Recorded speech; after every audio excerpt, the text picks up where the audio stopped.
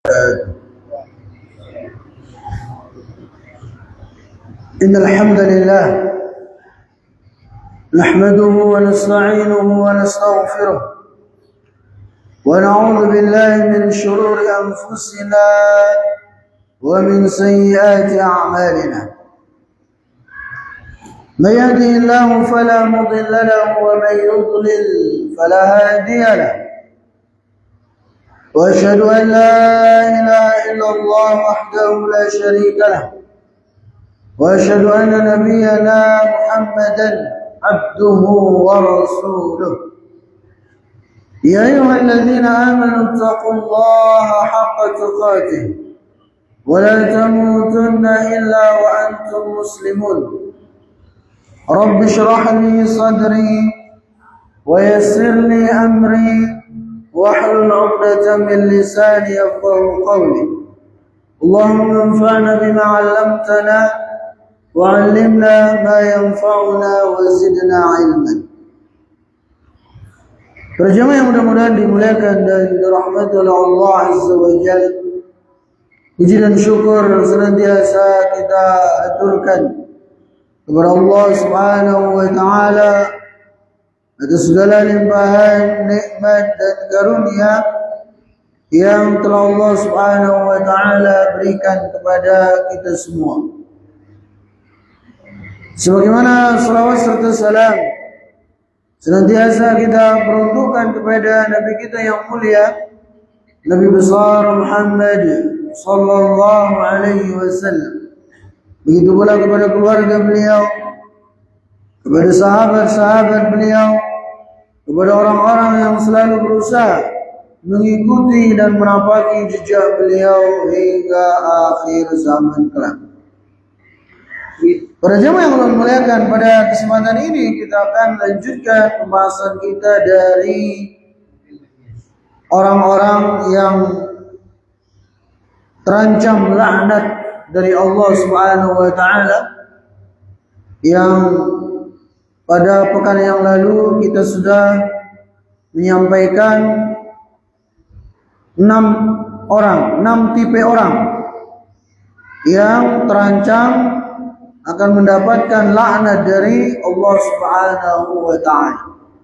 Di mana sebagaimana yang sudah kita sampaikan, arti dari laknat itu adalah at-tardu an rahmatillah. Ketika seseorang itu dijauhkan, diusir dari rahmat Allah Subhanahu wa taala, itu makna dari laknat. Oleh sebab itu, setiap muslim semestinya untuk menghindari perbuatan-perbuatan yang mengundang laknat Allah Subhanahu wa taala. Dan kita kembali ingatkan bahwasanya kita menyampaikan, mengilmui, mengetahui perbuatan-perbuatan yang menjadikan pelakunya terancam laknat, bukan kemudian untuk kita jadikan sebagai bahan untuk dikit-dikit ngelaknat orang. Ya, nggak begitu juga. Jangan salah, ini kok bahas ya orang-orang yang dilaknat, ya ngajarin orang laknat saudaranya. Enggak demikian. Ya, ini kita mulai dari diri kita. Ya, peringatan untuk diri kita sendiri agar jangan sampai terjerumus dalam dosa-dosa ini. Karena kita kalau nggak paham, nggak tahu, sulit untuk kita bisa menghindarinya. Sulit. Ya, makanya keburukan itu terkadang perlu untuk kita pahami. Supaya apa? Supaya kita mudah untuk menghindarinya. Karena orang yang tidak paham keburukan, besar kemungkinan dia akan terjerumus kepadanya. Seperti poin yang ke-6 yang kita sampaikan pada pekan yang lalu, itu yang berkaitan dengan salah satu sebab seorang dilaknat oleh Allah Azza wa Jalla adalah ketika dia melakukan transaksi riba, baik itu pemakan riba atau yang menyetor riba atau yang mencatat transaksinya, itu semua kata Nabi sallallahu alaihi wasallam dalam sebuah hadis yang sahih termasuk dari orang-orang yang terancam mendapatkan laknat dari Allah Azza wa Jalla. Ini hadis diriwayatkan oleh Imam Muslim. Nah, kita kalau nggak paham riba, ya besar kemungkinan kita akan terjerumus padanya. Makanya perlu kita ketahui, pelajari riba supaya mudah bagi kita untuk menghindarinya. Nah, sekarang kita masuk pada poin ketujuh dari dosa-dosa yang menjadikan pelakunya terancam laknat Allah Subhanahu wa ta'ala adalah orang yang meratapi mayit. Ya, ada keluarganya meninggal, dia ratapi. Ya, dia tangisi dengan tangisan yang histeris, misalnya sambil menampar-nampar pipinya misalnya, sambil mencabik-cabik rambutnya sendiri misalnya, sambil nyalakan takdir, nyalakan Allah, gak ridho dengan takdir Allah. Nah, ini bentuk-bentuk meratapi mayit. Ya, yang apabila dilakukan oleh seorang hamba, maka itu akan mengundang laknat Allah Subhanahu wa ta'ala bagi dirinya. Jadi sebagaimana yang Rasulullah sallallahu alaihi wasallam sabdakan dalam hadis dari Abu Sa'id Al-Khudri, la'ana Rasulullah sallallahu alaihi wasallam an-naihata wal mustami'ata.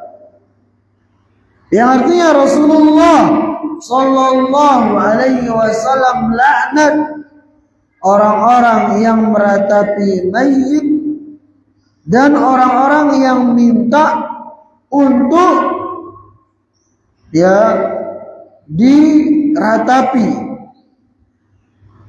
Misalnya ada orang ketika dia lagi sakit parah, dia berwasiat, nanti kalau saya mati ratapi saya. Orang ini ya yang berharap dirinya diratapi kalau dia mati, kalau dia wafat, ini juga bisa kena laknat. Begitu pula dengan pelakunya, orang yang meratapi keluarganya yang meninggal itu. Ya, kedua-duanya bisa kena laknat. Tapi kalau ianya tidak menyuruh, tidak berwasiat, tidak minta diratapi, bahkan mungkin semasa hidupnya dia ngelarang, nanti kalau saya mati jangan ratapi saya. Sekalinya ya ketika wafat keluarganya meratapi dia, maka dia berlepas diri dari perbuatan keluarganya itu. Dia nggak kena ancaman hadis ini. Ya contoh lah, misalnya siapa yang dilakukan oleh orang-orang Syiah. Siapa yang mereka ratapi setiap tanggal 10 Muharram. Nah, nanti nih, sebentar lagi 10 Muharram. Biasa itu orang-orang Syiah mengadakan acara meratapi kematian Husain bin Ali bin Abi Thalib. Kita semua mencintai Husain. Ya. Tapi apakah kemudian dengan cara meratapi beliau pada tanggal 10 Muharram? Enggak. Karena justru meratapi mayit itu sendiri adalah dosa besar yang mengundang laknat Allah. Tapi lihat orang-orang Syiah, ya meratapi Husain itu justru dijadikan sebagai ibadah, sebagai ritual tahunan mereka. Ya, kalau di Indonesia mungkin mereka tidak separah di Iran sana.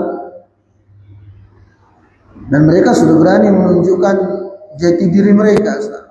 Orang-orang Syiah sudah berani di media sosial melaknat Abu Bakar, Umar. Itu kalau di Iran tanggal 10 Dzulhijjah, tanggal 10 Muharram, yang semua turun ke jalan. Yang laki-laki itu mencambuk-cambuk dirinya dengan rantai. dengan rantai di ujungnya ada semacam pisau gitu, sehingga berdarah-darah. Kepala mereka ya dipukul-pukuli, bahkan sebagian disayat-sayat sehingga bersimbah darah. Kenapa mereka melakukan itu? Katanya sebagai bentuk cintanya kepada Husain. Apakah seperti itu? Ya enggak lah. Enggak demikian cara mengungkapkan kecintaan kepada Husain bin Ali bin Abi Thalib. Karena ratapan itu sendiri adalah dosa besar. Ya enggak mungkin lah dosa besar dijadikan sebagai ibadah. Ya, jadi perbuatan mereka itu ya menyelisih ya dalil-dalil yang ada, dan Husain bin Ali bin Abi Thalib berlepas diri dari apa yang mereka perbuat. Ya, karena beliau sendiri tidak pernah menyuruh, apalagi berwasiat, nggak pernah. Cuman itu ya maunya mereka orang-orang Syiah yang kemudian membuat ritual-ritual yang tidak pernah ada dalam agama kita ini. Nah, jadi itu yang ketujuh dari sebab seseorang akan ya terancam laknat dari Allah Subhanahu wa taala adalah ketika dia meratapi mayit. Anaknya misalnya meninggal, ya dia ratapi dengan cara tadi, bisa dia nangis teriak-teriak ya sambil menampar-nampar pipinya. Nah, itu nggak boleh. Kalau sekedar nangis biasa nggak masalah. Nabi SAW sendiri menangis ketika wafat anak beliau siapa? Ibrahim bin Muhammad sallallahu alaihi wasallam. Rasulullah SAW menangis. Para sahabat nanya, ya Rasulullah SAW, Anda menangis? Kata Nabi SAW, al-ainu tadma'u wal qalbu yahzanu wa la naqulu illa ma yurdi rabbana. Kita kalau dapat musibah kematian khususnya, air mata berlinang, itu wajar. Hati bersedih, itu wajar. Tapi kita tidak mengatakan kecuali yang diridhoi oleh Allah Subhanahu wa taala. Demikian yang diajarkan oleh Rasulullah sallallahu alaihi wasallam kepada kita. Sekedar nangis enggak masalah, dan wajar kita nangis, bersedih wajar. Ya. Nah, tapi lebih dari itu, ini dinamakan dengan meratapi, itu tidak diperbolehkan. Maka kita yang mendapatkan musibah kematian khususnya, hendaknya kita ridho. Ya, ridho dengan ketetapan takdir Allah Subhanahu wa taala. Ya, sejatinya anak-anak kita itu semua adalah titipan Allah Azza wa Jalla pada kita. Kalau misalnya kemudian mereka lebih dahulu dipanggil, dijemput oleh malaikat maut, ya kita harus ridho, namanya titipan. Kayak apa kita mau nolak ya seseorang yang ingin mengambil titipannya, ya harus kita relakan. Ya, jangan kemudian marah-marah, menyalahkan takdir, apalagi menyalahkan Allah Subhanahu wa taala. Maka tidak semestinya demikian. Dan kita, kalaupun bisa kita ngamuk-ngamuk, teriak-teriak, nangis, apakah yang wafat itu akan hidup lagi? Enggak. Mustahil. Ya, udah itu kitanya berdosa. Bahkan terancam mendapatkan laknat. Kalau kita nggak sabar seperti itu, ya yang sudah wafat pun nggak akan hidup lagi. Kitanya terjerumus pada dosa besar, terancam laknat, jadi rugi di atas kerugian. Beda kalau kita sabar ketika mendapatkan musibah kematian khususnya, pahala dapat, bahkan pahalanya luar biasa. Allah Azza wa Jalla berfirman, "Innama yuwaffas sabiruna ajrahum bighairi hisab." Sungguhnya Allah Subhanahu wa taala akan berikan pahala kepada orang-orang yang bersabar dengan hitungan yang tiada terhingga. Ya, derajat ditinggikan bagi orang yang bersabar. Ya, akan mendapatkan kecintaan dari Allah Subhanahu wa taala karena Allah cinta kepada orang-orang yang bersabar. Akan menggugurkan, menghapuskan dosa-dosa. Ini keutamaan orang yang bersabar. Jadi luar biasa, syaratnya sabar. Tapi kalau ngamuk-ngamuk, meratapi ketika mendapatkan musibah, ya udah dosa, terjerumus dalam dosa besar, terancam laknat dan seterusnya. Nah, maka oleh karena itu, ya para jamaah yang muliakan, di sini kembali bahwasanya yang ketujuh dari perbuatan-perbuatan ataupun dosa-dosa yang menjadikan pelakunya terancam laknat Allah Subhanahu wa taala adalah seorang yang meratapi mayit. Ya. Nah, lanjut poin yang ke-8 dari dosa-dosa yang mengundang laknat bagi pelakunya. Itu siapa? Orang yang memberi dan menerima suap. Ya, orang yang memberi dan menerima uang sogokan, atau ya tidak dalam bentuk uang, dalam bentuk apapun. Ya, maka baik yang memberi suap tersebut ataupun yang diberi, dua-duanya terancam laknat Allah Subhanahu wa taala. Ini sebagaimana yang Rasulullah sallallahu alaihi wasallam sebutkan dalam sebuah hadis dari Abdullah bin Amr, bahwasanya Rasulullah sallallahu alaihi wasallam bersabda, la'anallahu ar-rashi wal murtashi. Bahwasanya Allah Subhanahu wa taala melaknat orang-orang yang memberi suap dan yang menerima suap. Ya.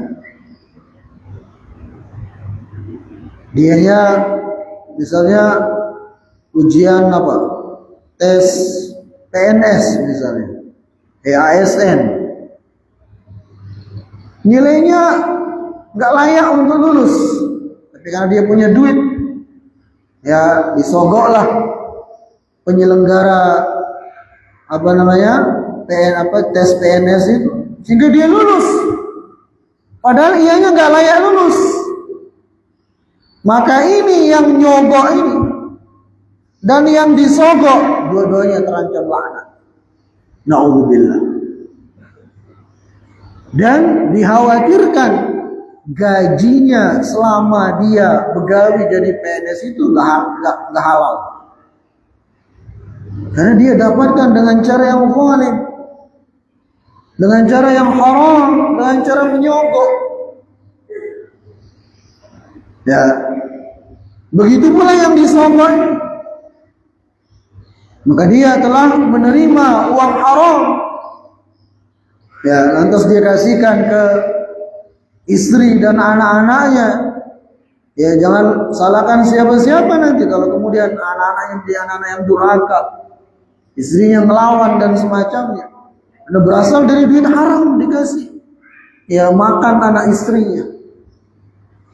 Udah itu ini terancam laknat dari Allah Azza wa Jalla. Hati-hati kita ini. Ya. Dan betapa banyak orang-orang yang terjerumus ke dalam hal ini. Ya, semoga kita dan keluarga kita dilindungi dari perbuatan ya sogok, ya menyogok dan menerima uang sogokan ini. Ya, hati-hati kita. Memang ada kondisi, kata para ulama, seseorang itu boleh dia menyogok ketika dalam kondisi terpaksa, maka dia tidak berdosa. Tapi yang menerima uang sogokan itu tetap berdosa. Ya kapan? Ya ketika dia sebenarnya dia sudah lulus, mungkin dilihat nilainya, taruhlah yang tadi itu, yang tes ya PNS itu, nilainya bagus dan dia memang harus lulus sebenarnya, tapi dalam aturan, ya bukan aturan ini sih, aturan di belakang layar ya, kalau nggak ngasih duit sekian nggak bakal lulus, akan diganti dengan nilainya yang lebih rendah misalnya. Di sini kata para ulama boleh dia, karena kondisinya terpaksa. demi untuk mengambil haknya dia. Tapi tetap yang menerima sogokan itu terancam laknat dia. Sedangkan dia enggak. Ya, dia sudah berusaha dengan cara yang cara yang tanpa sogokan gitu. Tapi sekalinya tetap harus ada. Kalau enggak, Anda akan diganti dengan yang lain. Ya sudah, gimana lagi? Nah, di sana dia boleh, ya, tapi tetap dia terus minta ampun kepada Allah Azza wa Jalla. Sedangkan yang disogok itu tetap berdosa dia. Terancam laknat dari Allah Subhanahu wa Ta'ala. Nah, itu. Ya, jadi ulangi kata Nabi sallallahu alaihi wasallam, la'anallahu rashi wal murtashi. Allah Subhanahu wa Ta'ala melaknat orang-orang yang menyogok dan yang disogok. Dua-duanya kena, ya, terancam kena laknat. Nah, dan sogok menyogok ini luas sekali cakupannya. Kadang guru, ya, sebagai guru itu hati-hati juga. Biasanya pas anak-anak lagi ulangan, ya, nah sekarang ya anak lagi ulangan, baru selesai ulangan, guru-guru sedang menulis nilai rapor. Ya, kadang ada orang tua murid minta rekening, Pak Guru, Bu Guru minta rekeningnya. Ya, hanya dikasih, ditransferkan sekian duit, nanti nilainya yang harusnya 7 misalnya dinaikin jadi 8, jadi 9. Itu termasuk nyogok. Ya, hati-hati itu. Ya, bisa terancam di sini. Ya, akan kena laknat dari Allah Subhanahu wa Ta'ala. Ya, maka ya nyari duit itu cari berkahnya aja lah. Jangan sampai banyak tapi dari jalur yang haram. Ya, sehingga menyusahkan kita. Dan duit itu kalau sudah dari jalur haram, biasanya diperuntukkan untuk yang haram. Dan akan mendatangkan keburukan bagi kita di dunia ini sebelum nanti di akhirat. Kita dulu di kajian subuh pernah menyampaikan, ya, 7 apa 8 itu dampak buruk harta haram ini. Ya, dampak buruknya luar biasa sekali. Ya, maka dalam mencari duit itu sudahlah, cari berkahnya aja, cari yang halal saja. Ya, jangan sampai kemudian kita tergoda dengan mencari duit dengan cara-cara yang diharamkan oleh syariat kita, sehingga itu akan mendatangkan, ya, kerugian bagi kita.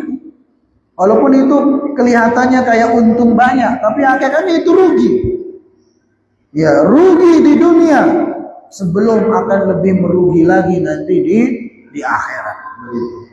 Nah, itu yang ke-8. Ya, Allah, kata Nabi SAW, Allah melaknat orang-orang yang menyogok dan yang disogok. Hadis sahih riwayat Abu Dawud, Imam Tirmidzi dan Ibnu Majah. Kemudian yang ke-9 dari orang-orang yang terancam laknat Allah Subhanahu wa Ta'ala adalah seorang laki-laki yang menyerupai wanita, atau sebaliknya wanita yang menyerupai laki-laki. Nah, ini lagi, ya, marak-maraknya di negara kita ini. Ya, apa istilahnya, boti apa? Nah, itu orang-orang terlaknat itu. Dan itu penyakit. Ya, penyakit yang menular. Maka ini hati-hati, jaga pergaulan anak-anak kita. Kalau sudah bergaul dengan orang-orang kayak gitu, bisa menular itu. Ya. Jadi yang ke-9 bahwasanya salah satu dosa sebab seseorang akan dilaknat oleh Allah Azza wa Jalla adalah ketika dia seorang laki-laki menyerupai perempuan, baik dari cara jalannya misalnya, dari gerakannya, atau misalnya dia iseng-iseng pakai baju perempuan. Haram itu, nggak boleh. Walaupun dia sekedar iseng untuk canda-candaan, untuk buat konten-kontenan, tetap haram hukumnya.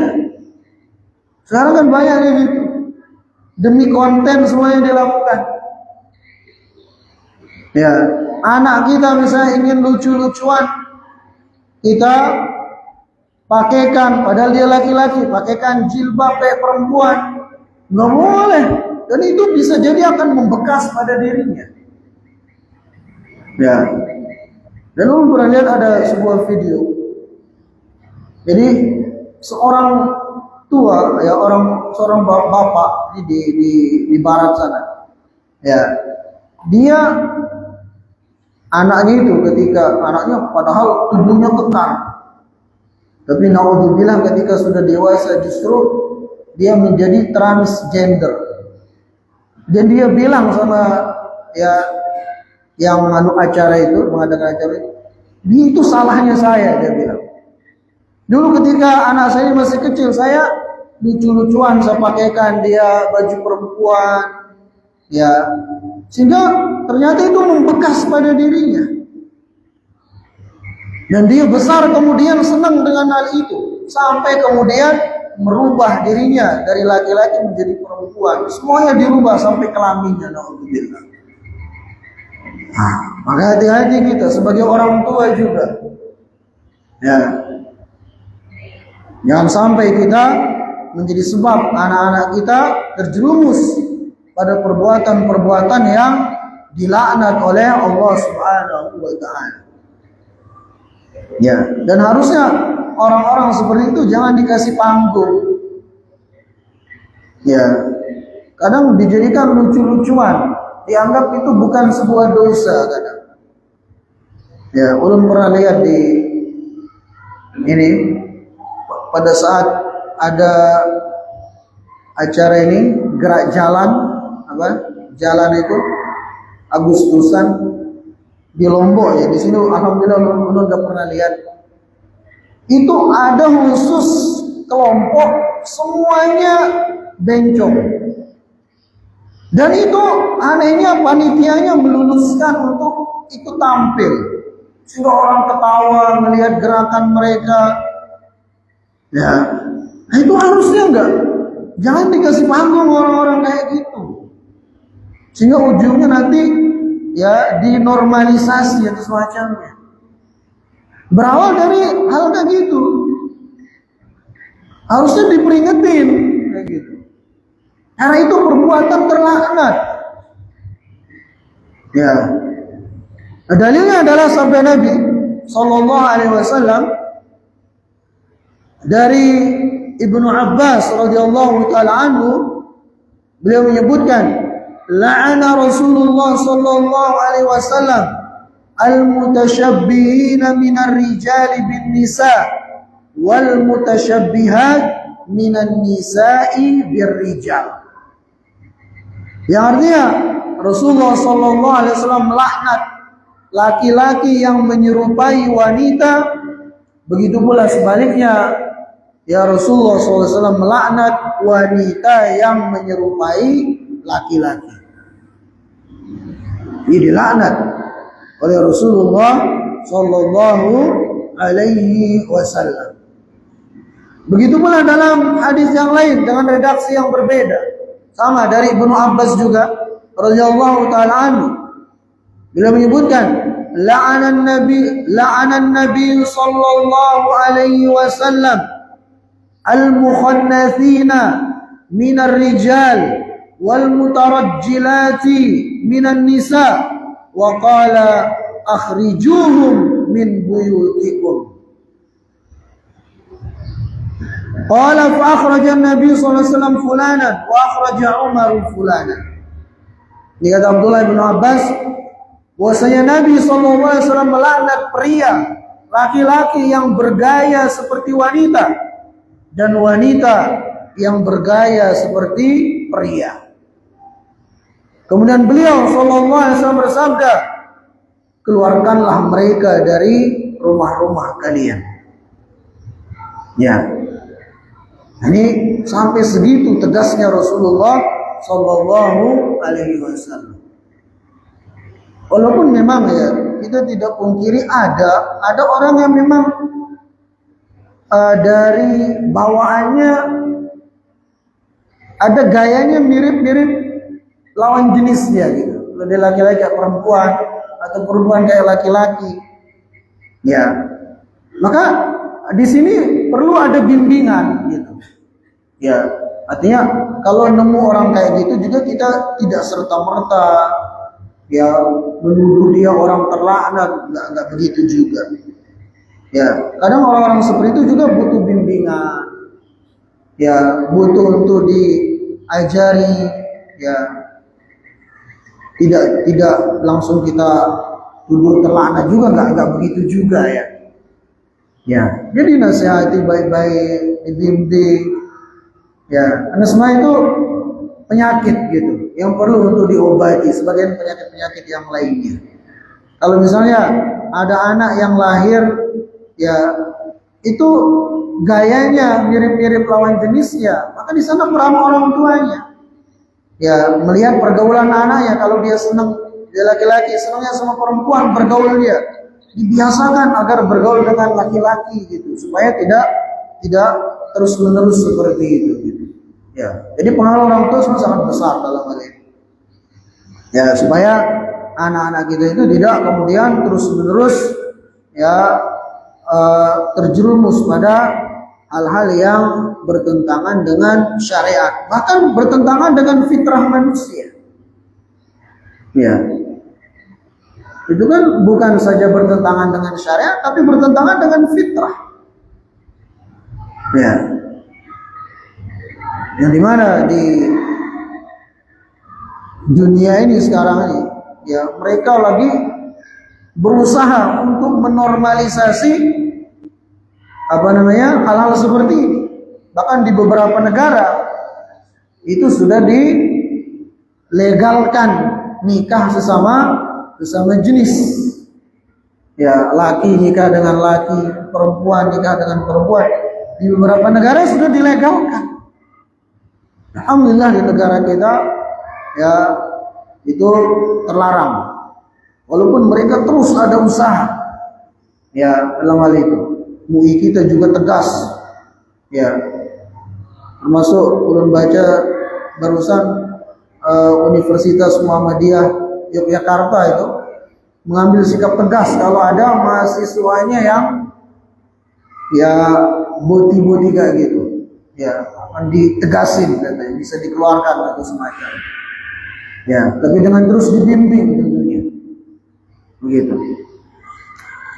Nah, kemudian dalil yang lain dari Abu Hurairah radhiyallahu taala anhu beliau menyebutkan bahwasanya anna Rasulullah sallallahu alaihi wasallam la'ana ar-rajula yalbasu lubsatal mar'ah wal mar'ata talbasu lubsatar rajuli.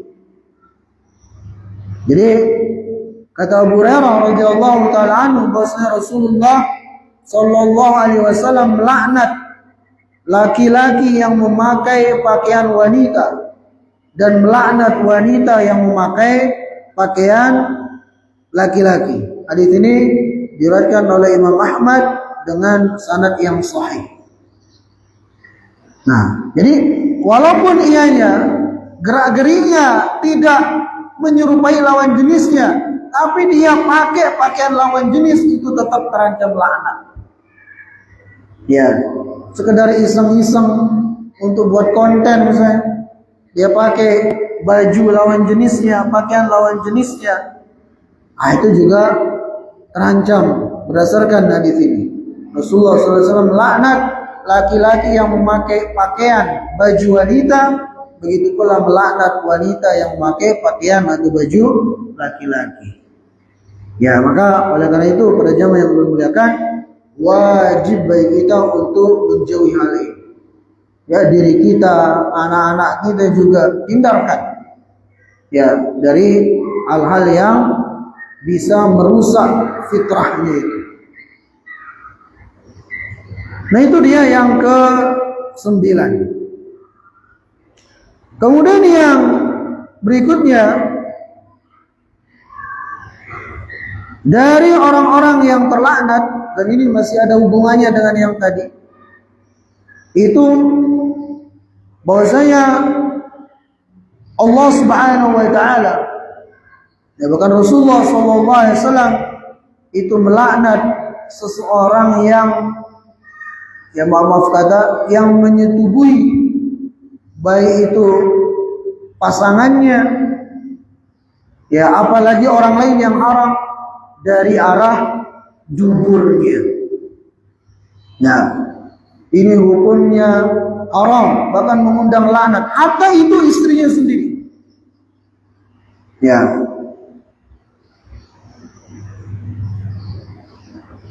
Maksudnya di duburnya gitu ya. Ini memang harus dijelaskan dengan detail ya. Kalau sekedar dari, ya maaf kata lah, harus suruh jelasin. Kalau sekedar dari belakang tapi tetap ke arah jalan keluarnya bayi, itu tetap halal. Ya, sebagaimana yang Allah Azza wa Jalla sebutkan dalam Al-Quran, nisa'ukum harthul lakum fa'tu harthakum anna syi'tum. Istri-istri kalian itu adalah ladang bagi kalian. Silahkan kalian datangi dari arah manapun, gak masalah. Makanya kata para ulama, la ba'sa ma kana fi simamin wahidin. Tidak mengapa seorang suami mendatangi istrinya dari depan, dari belakang, gak apa-apa, selama tujuannya adalah jalan keluarnya rahim itu. Nah, yang dimaksud di sini adalah ya dia, ya maaf kata, menyetubuhi di lubang dubur itu. Orang tersebut itu mal'un, terlaknat. Hatta itu istrinya sendiri. Ya, apalagi udah yang tadi itu, udah, ya kata orang jeruk makan jeruk, ya. Sama-sama laki, ya na'udzubillah. Sehingga katanya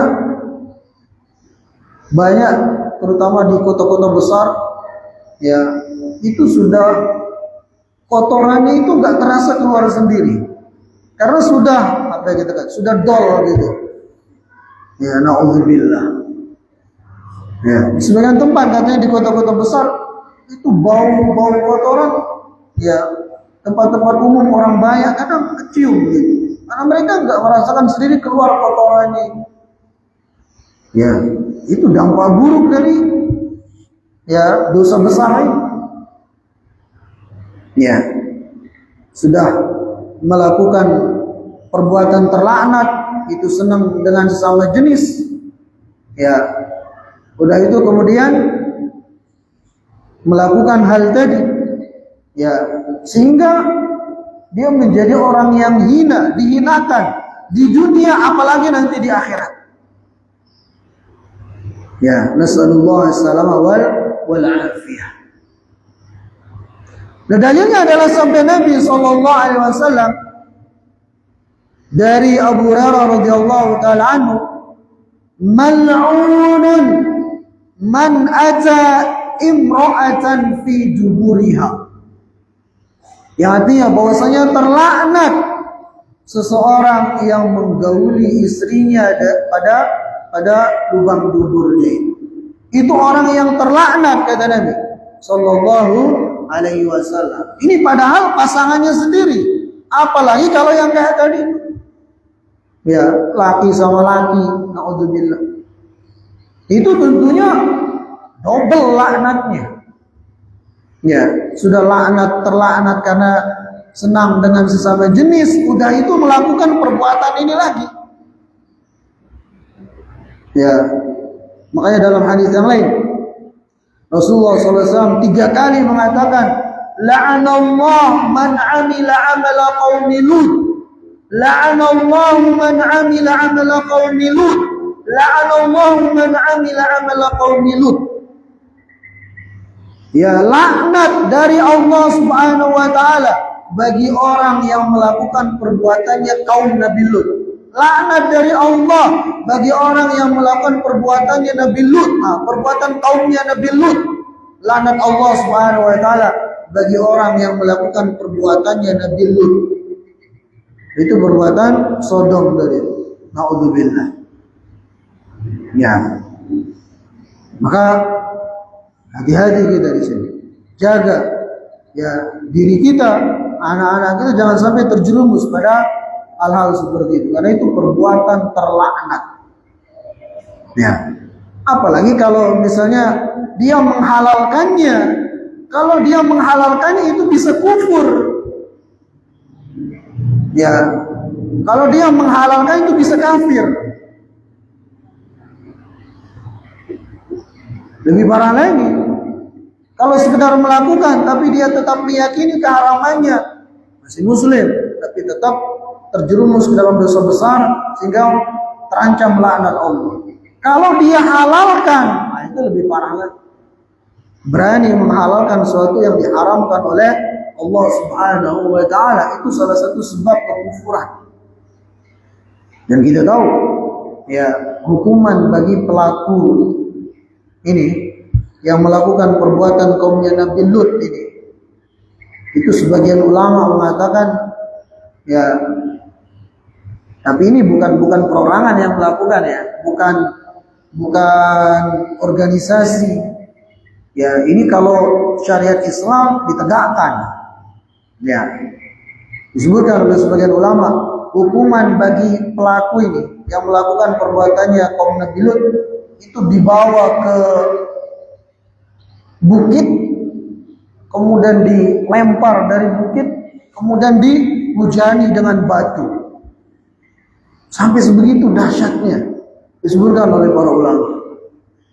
Ya, saking jijiknya, saking buruknya kelakuan seperti itu, sampai sedahsyat itu hukumannya. Ya, disamakan dengan apa yang Allah perbuat terhadap kaumnya Nabi Lut.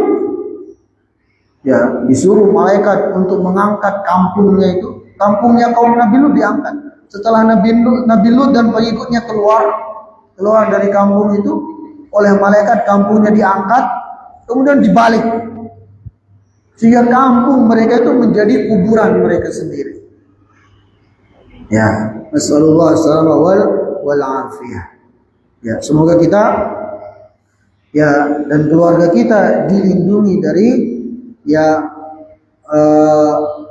perbuatan-perbuatan buruk seperti itu. Nah, para jamaah yang mudah-mudahan dimuliakan dan dirahmati oleh Allah Azza wa Jalla, mungkin ini yang ulun bisa sampaikan ya pada kesempatan ini. Mudah-mudahan ada manfaatnya. Kita tutup dengan doa kafaratul majlis. Subhanakallahumma wa bihamdika asyhadu an la ilaha illa anta astaghfiruka wa atubu ilaik. Wassalamu alaikum warahmatullahi wabarakatuh.